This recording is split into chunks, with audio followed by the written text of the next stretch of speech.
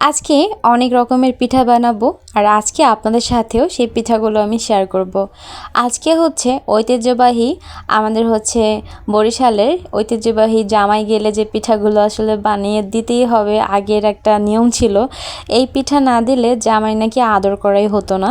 তো আজকে আমি এই পিঠা আপনাদেরকে দেখিয়ে দেব কিভাবে তৈরি করেছি। তো এটার নাম আপনারা অনেকে হয়তো বুঝিয়ে গেছেন যে এটা কী পিঠা।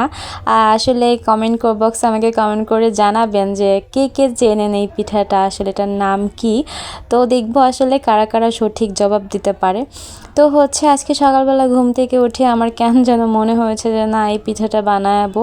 আর এত বৃষ্টি হচ্ছিল বাহির, আর আমার কেন আজকেই মনে হয়েছিল যে আজকে আমি এই পিঠাটা তৈরি করব।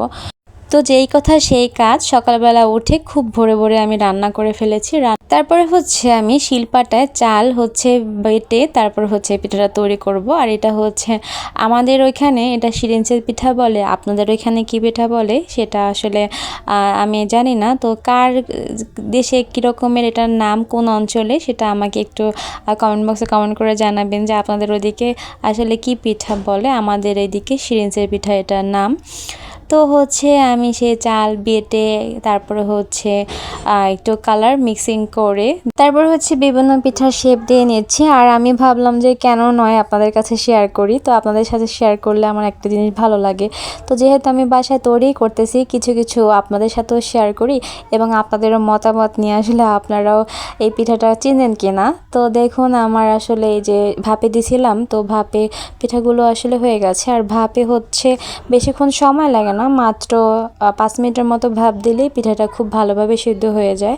তো যখন ভাপ দেওয়া হয়ে গেছে, আমি যে বরক কেটে রেখেছিলাম, বরকের উপরে যে ভাপ দিয়েছি সেই বরকগুলোর উপর দিয়ে একটা একটা করে পিঠা আমি তুলে নিচ্ছি ঝুড়ির ভিতরে।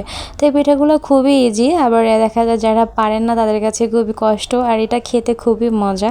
আপনারা বাসায় যারা বানিয়ে খেয়েছেন তারা তো জানেন যে এটা কতটা মজা এবং আমার কাছে খুবই ভালো লাগে। আর বিশেষ করে এই বৃষ্টির দিন আসলে আমার মনে হয় যে না এই পিঠাটা খাওয়া যায়। তো আগে আমার বাসায় অনেক বানানো ছিল, আমার আম্মু বানাতো, তো সেইগুলোই আমি খেতাম। তো যখন আমি গৃহিণী হয়ে গিয়েছি, তো এখন নিজেরই বানিয়ে এগুলো খাওয়ার লাগতেছে। তো তখন এখন হচ্ছে আমার আম্মুর কথা খুবই মনে পড়ছে। আসলে একটা মেয়ে যতই বড় হোক না কেন, দিন শেষে তার মার কথা তার মনে পড়বেই।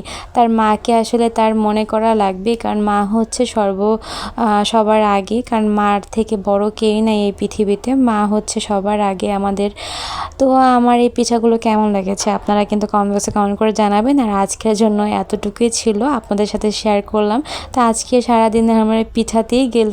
তো কেমন লেগেছে আমার এই ব্লগ ভিডিওটা সবাই একটু জানাবেন। আল্লাহ হাফেজ।